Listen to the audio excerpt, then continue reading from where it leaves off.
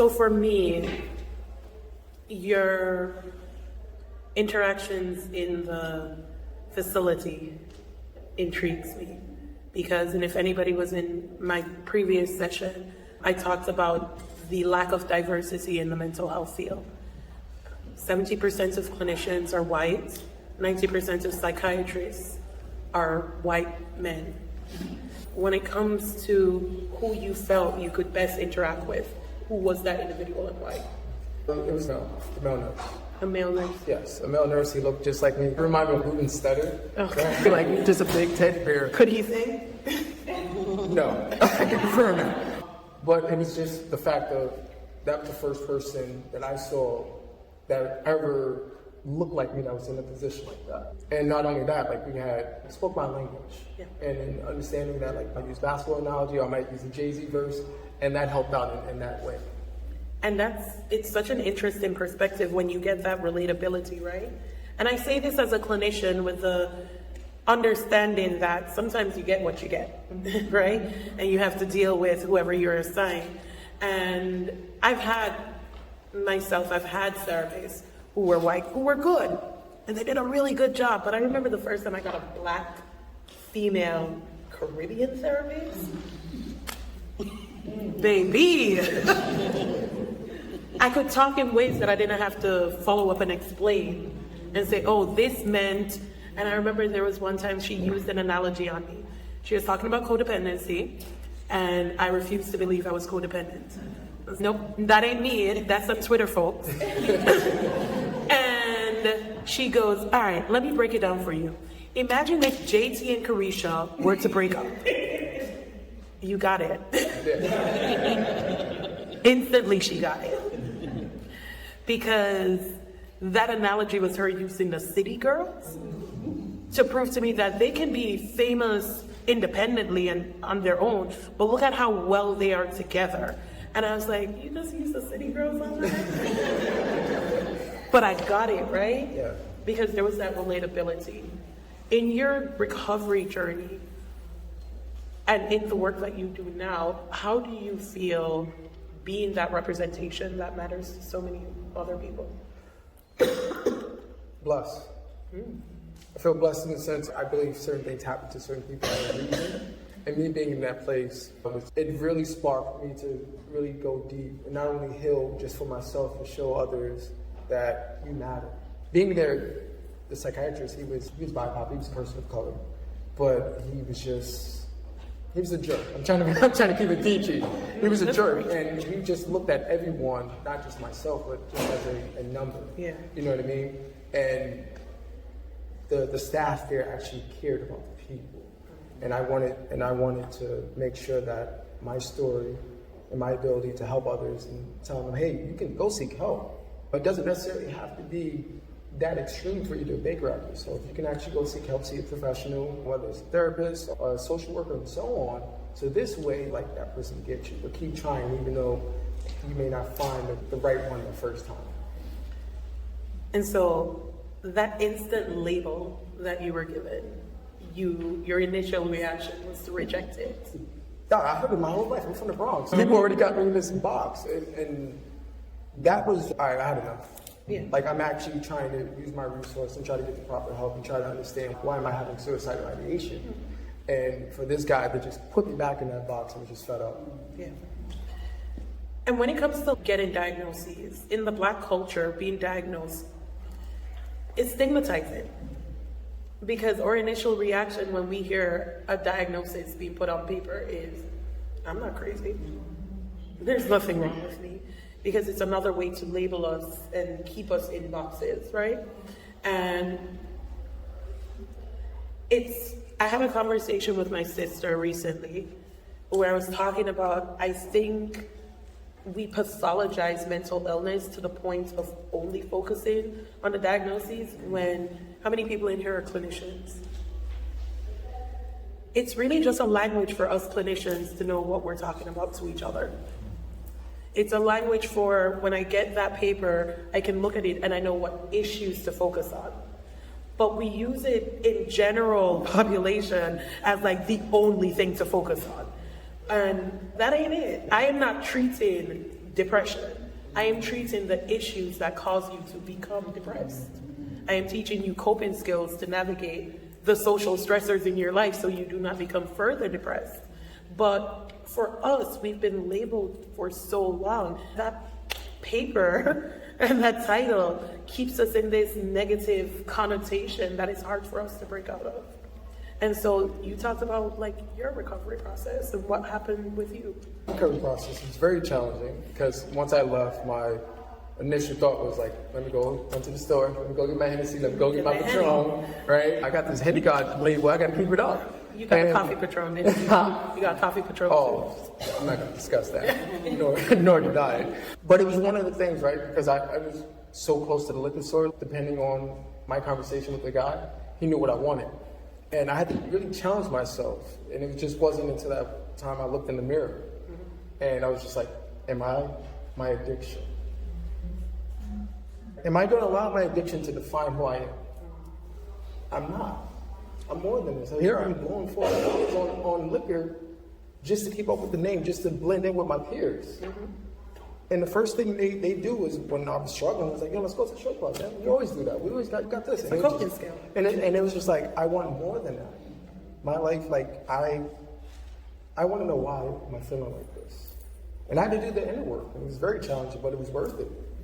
And you, in your piece, I'm a spoken word fanatic.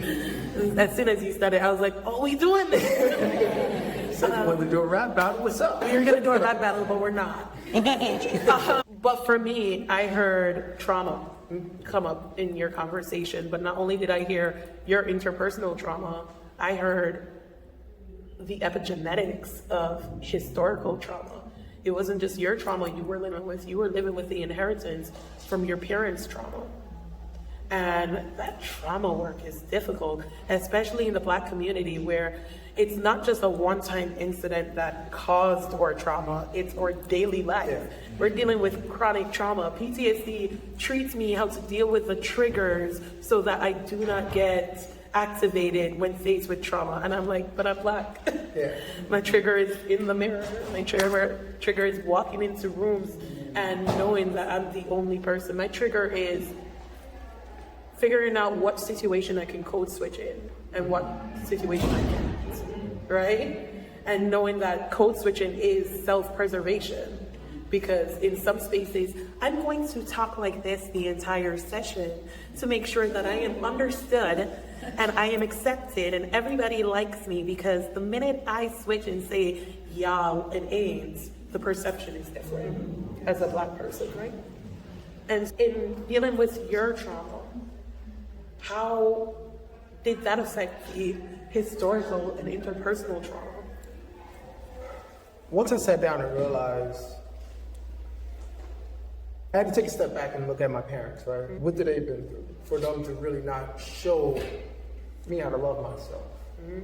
And once I did that, it was easier for me to dissect my trauma, right? Oh, okay, this is their upbringing, this is what they, okay, now I see that.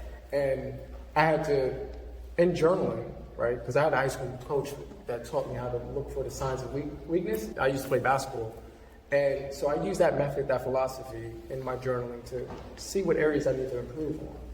And once I realized, okay, self-love is an area that I need to improve on, but also being at peace with my past and understanding that, yeah, I didn't have to be a part of that. That's part of my history, but let me understand where to go, right? Oh, okay, cool. It wasn't just my sister passing that affected me. It goes back to my childhood trauma, right? Of being told at 5 years old that, hey, you're not allowed to cry. If it's not a funeral, you're not allowed to cry, right? You're not allowed to, even though you have cousins and they're girls and they got Barbies, no matter, you can't play with them, right? You can't have a tea party. You got to go out there and play G.I. Joes or whatever, a man up. And realizing that that stereotype won't allow me to be me. So being at peace with that, I allowed to learn how to be me. I had to do the work, writing, building a better support system. I hang out with people who inspire me to be great. Yeah. And not just drink Incredible Hulk. Yeah, but then also in that support system, learning how to be direct with them. Right? Hey, this is how I need you to support me. Look, I want to vent. I don't want no feedback. This is what I want. Or hey, I do need some advice. Yeah. I just need to be heard. Like that helped out in tremendous ways. That's great. And I'm very impressed with the way that you could recognize the impact of how that support system allows you to navigate the good and the bad days, right? We live in a patriarchal, heteronormative, white supremacist society. It's just a fact. It's just life. It's just how this country was built. And I say to people all the time, first of all, go watch the Barbie movie. But one of the things that I say to people all the time is that there's a lot of focus on how toxic masculinity harms and hurts women. But I don't think we pay enough attention to how toxic masculinity hurts and harms men.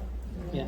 Because being forced to remain in that concept of the strong black man then limits your emotional expression and ability for when you are having that bad day.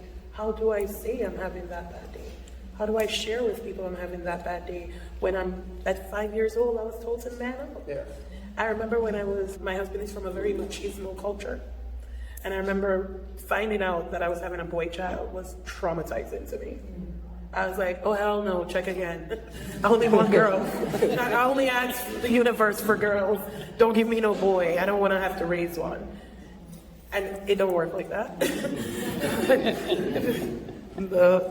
The image showed what it showed. And I remember one of the first conversations, and it was weird because pre-think having that conversation when we were just girlfriend and boyfriend, but in the moment I realized I'm gonna bring a black son into this world. I turned to him and I was like, you better not tell my son to ever man up. You better not tell my son he can't cry. You better hug and kiss that boy. He is 5 years old now and he still open mouth kisses his dad. I don't want to stop it because of masculinity reasons. I want to stop it because of germs. It's like, you stick his tongue and you You're gonna have to teach him. But the limitations that are placed on men keeps the mental health risk factors at a high. Yeah. So now having children of your own, how do you teach your children emotional expression? Oh, easy. So I'm blessed to have a daughter and a son. Oh, like? And as soon as my daughter was old enough, she starts crying, having her moments or whatever. We call them, when she runs out of baby meds. So I taught her breathing techniques to calm her down. And then she counts her about 15. And then I go back and I'm successful. Hey, how are you feeling? How are you feeling? What did you feel? Oh, I feel angry about not being able to play with my toy. Okay, well, say that next time, right? But and just really have that dialogue, giving them a safe space to vent, to express themselves along with myself. It's really trying to tell a 3-year-old about his emotions as well. But I allowed them to express themselves in whatever way, where it's not going to harm others, but also communicate. Give them that safe space. Hey, tell daddy how you feel. Okay. They might tell me about myself when I don't want to hear it. Listen. Okay. You mean don't love me, daddy? You don't Listen, it's like living with your bullies. Yeah. But it's taking that feedback and understanding it's not coming from a negative place. But I'm like, hey, look, I heard you, but you have to understand you can only have so much screen time. You can only do so much. It's not me being a bad father. It's me letting you know, hey, we have to bond as well. Yeah. Tell me about your day. Tell me about this, and so on. I've learned over the years not to have any expectations on my kids or myself, just due to the fact of when you have that expectations and they're so high and you don't meet that goal, if you fall, who is there going to pick you up? My society, it was nobody really picked me up. I don't know. You better get up and dust yourself off. Yeah. So it was just like, unfortunately, my relationship with my parents wasn't the best. So I had high expectations for certain things. I didn't ask for it. That was like, hey, you're going to do this. Yeah. And then when I fell and stumbled, nobody was there to support me, pick me up, to teach me about my emotions, to understand, hey, it's okay to fall, right? It's like, you fell, but get back up and try again. It was just like, oh, you fell. All right, on to the next. And really just being like, all right, I fell, let me learn from it. And it's okay. Even if in the beginning when we tried to do something, we were terrible at it. Tying your shoe, you was terrible at tying your shoe, but now you're a pro. So giving myself that grace and presence of just, it's okay. I didn't get it today, but I may get it tomorrow if I keep working on it. what I hear is the breaking of cycles, right? I can't blame my parents for the way they raised me because it was all they knew. I remember my mother, and I will say this publicly, I have a Caribbean immigrant mother who has apologized for the way she raised me. And I can acknowledge the privilege in knowing how rare that is. But she became more learned and she recognized. And I remember her apologizing for the way she punished as a kid and the way she spoke to us as a kid. And I remember saying to her, like, but that's how you were raised. That's how you were taught. And when you as a young parent had a kid, your grandmother was in the background saying, you better do this. Do it this way. Do it this way, do it that way. So how can I blame you for using the tools that you were given? But now we know better, so we do better, right? Right. And I'm all about breaking those generational cycles. I will not force my kids to eat every food on their plate. That is one, because I was just overstuffed and bloated for no reason. But it's also, for me, one of the biggest things that I've learned with breaking those cycles is owning my mistakes as a parent and apologizing. These little creatures don't come with manuals. And I will tell anybody that kids are sociopaths. Like, for the clinicians in the room, think about the worst of the personality disorder and think about toddler behaviors. Same thing, no regard for other human emotions whatsoever. But we're shaping these minds to become functional adults. And if we're sticking to how we were grown, knowing that ours resulted in dysfunction, then how does that make sense? Yeah. And so in the work that you do, how important is it for you in your work for people to understand and be motivated by your message? Highly important. I was blessed to do a couple events as far as like working with NAMI Florida, and seeing the change, right? For me, I'm not gonna lie, I do get overwhelmed. I share my story and I get people tell me information about of like, man, your story resonated with me. Now I'm actually going to go seek help. Or now I'm going to look at my spouse and tell her, hey, I don't have it today. Yeah. Instead of just going to go get a six-pack and solving it that way. I don't know, it's fulfilling for me, right? To be able to touch others and not only touch them, but see the change, right? I can get motivated for a couple of minutes. Yeah, I'm gonna go do this, but then you see someone after the event slides into your DM and said, hey man, you helped my marriage out because now I'm actually going to seek a therapist. Yeah. But now I'm actually realize the importance of bonding with my family instead of Sunday watching football all day while the missus take care of them. I'm like, yo, so it's great. Yeah. More power to that.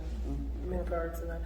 Adajari in the film makes a statement that resonates with me the most, where he said he went through his lived experience, and he's actually a licensed clinician himself now, working with youth, and he's a spoken word artist. But he makes a statement of wanting to be what he needed when he was younger for other people. And it feels like that's what you're doing, is being what you would have wanted and needed at the time and space in your life. So I know we're over time a little bit, but I do want to say thank you for everything that you're doing, and thank you for being just a positive light. But I also want to give some opportunities if anybody has questions for either of us about. I do. I was in your first shop, social determinants, and I just want to know, as a Black man navigating today with things, how do you handle or recommend that Black men should handle a lot of the social determinants that impact their mental health? I know, right? So behind the scenes, I do a Black men's support group, and from there, that helps me navigate whatever I'm going through, whatever they're going through, right? Being able to not only be heard but be seen. And say, look, I get it. Like, whether it's some of them looking for work or some of them trying to balance the work-life balance, but creating opportunities and windows for them helps out so much.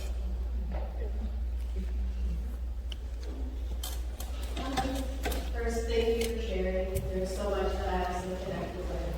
The question that I asked because it's something that I myself struggle with, and so I know there's no right answer. But I how do you find that balance between taking up the space that you deserve in all aspects of the word, while also managing the fear or insecurity that comes with pushing for that? Ooh. So advocating for yourself is hard. And I'm sure that for me, I have to choose, right? Like when to do something. So how do I find this balance? How have you felt it come up for you to stand up and take space, but also protect your peace? So what I do, my schedule, I do, Sundays is like my non-negotiable, right? Look, if there's an event, I don't care if they pay me $100,000, this is my self-care day. Throughout the week, I schedule certain events or certain things to do that I can create space for, right? Being an advocate for males or being an advocate for suicide prevention, I make sure, okay, if this event, if it's not a heck year, then I won't do it. I have to really be driven to do it. So sometimes I'm just like, no, I can't make it. And I understand, don't feel bad for it, because sometimes you need your space to recharge and regroup. And there's certain events that I had to turn down because mentally I wasn't there. I'm a person that if I'm not fully in it, I don't want to do it, because no one deserves to see half of Herbie Mack. You know what I mean? I want you to see me in the best light, because I know this work is so important for others. So just understanding that. I have a response for that too, and then I'll continue. So you know there's the cliche, what would Jesus do? I ask myself, what would a white man do? What would a white man do in this space if somebody said, oh, you're so articulate? What would a white man do?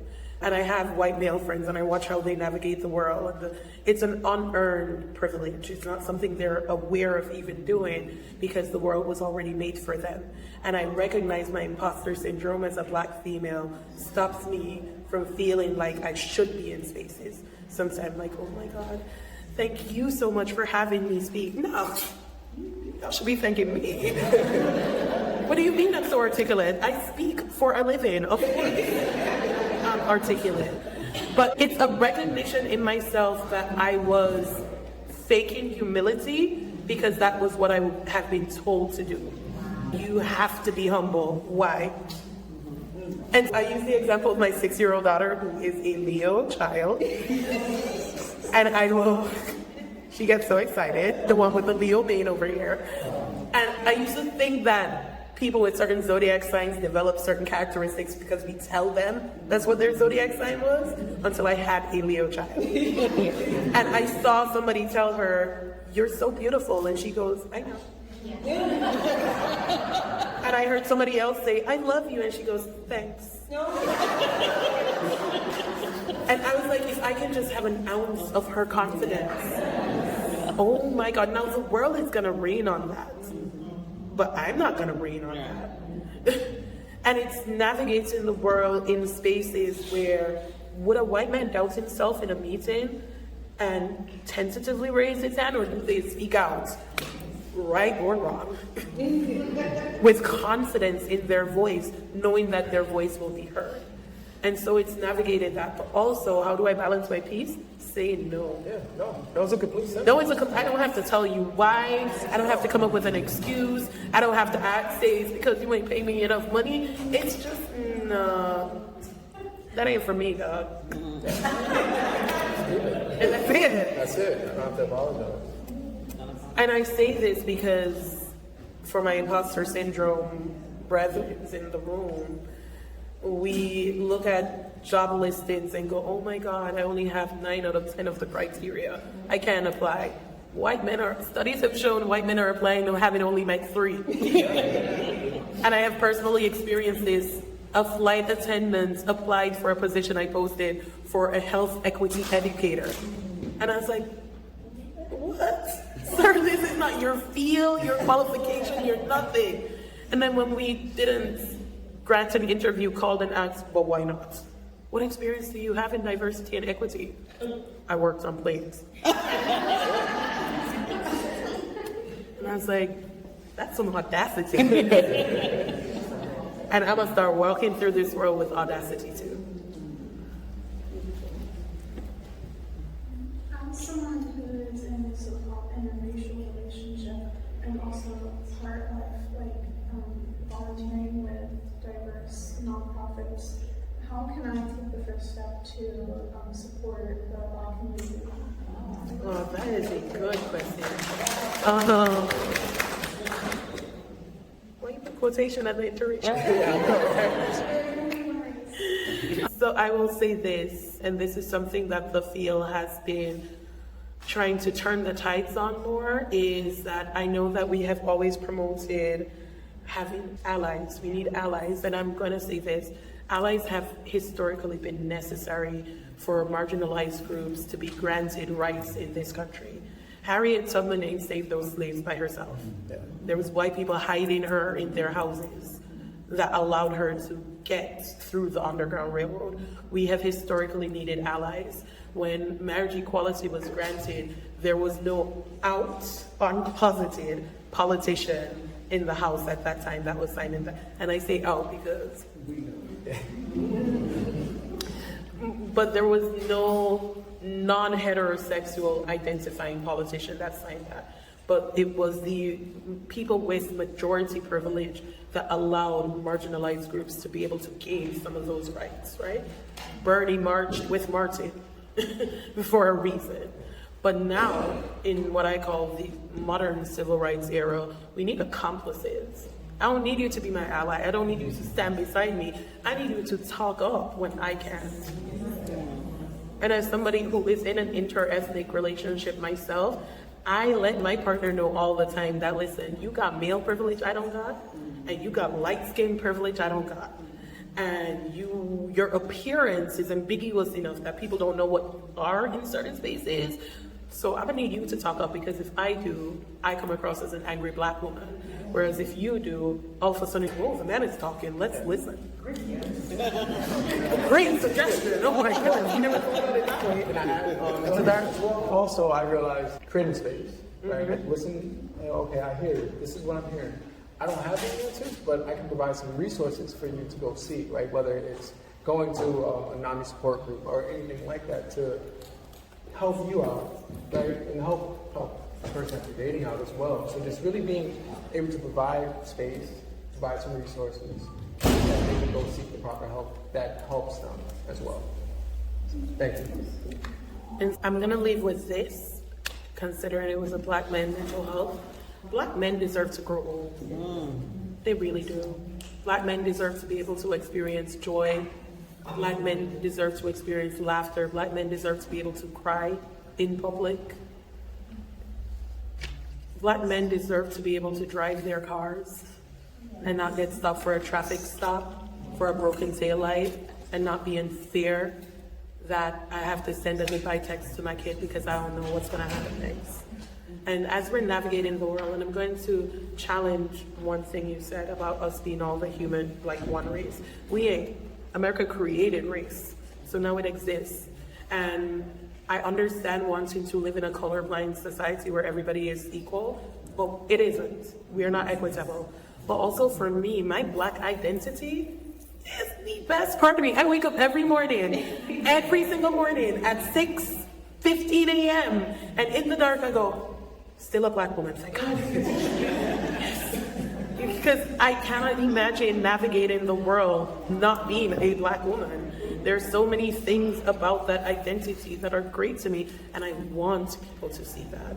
I want you to want to experience my Blackness. I want you to hear my y'alls and aims and my bomba class. I want you to hear all of these things. I was going to hit them with a wild one, but it's too generic. So giving that space, giving people the space to be their fully racially authentic self and not questioning or challenging those experiences, but validating and supporting it is so important. Yes, being authentic to who you are, right? And understanding that your voice does matter. When I was in that facility, I didn't realize my voice mattered until I got challenged. And ever since I got challenged, you see the gentleman today, right? I say this before we go. Now, I've been sober for 6 years as a dependent. You're a first grader. And this is going on year 8 since my last suicide attempt. So if you are struggling, it is possible.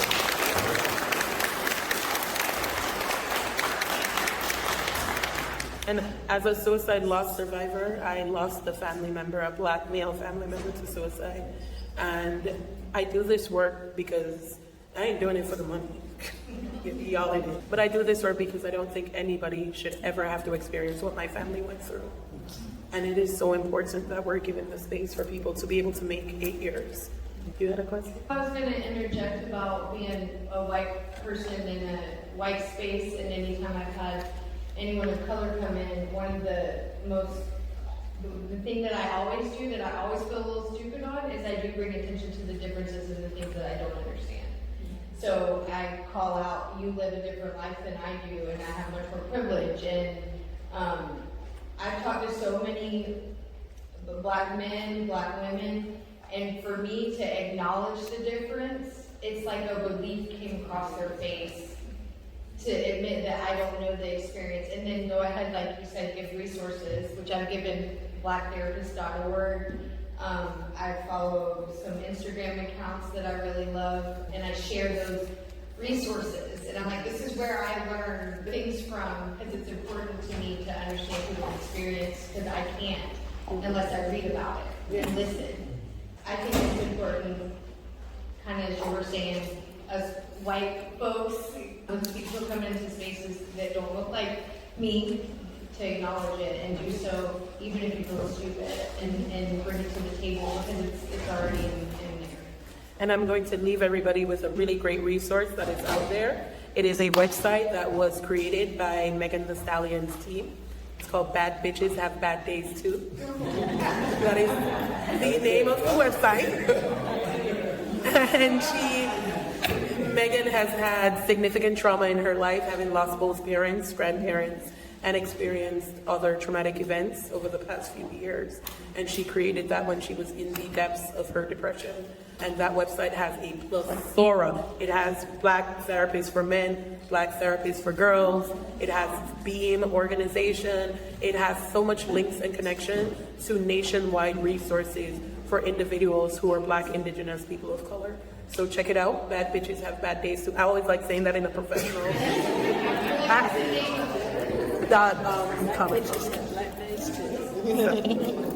But thank you, and thank you for allowing us to speak. Thank you.